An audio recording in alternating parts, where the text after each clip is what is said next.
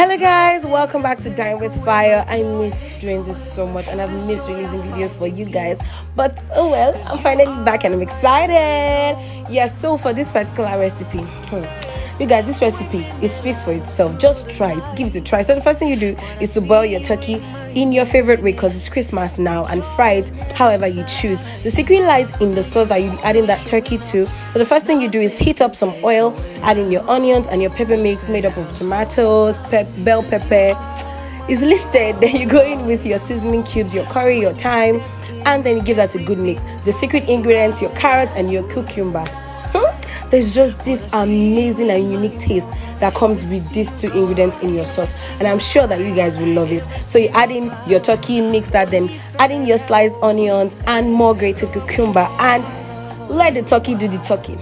Ooh, till next time, love and food.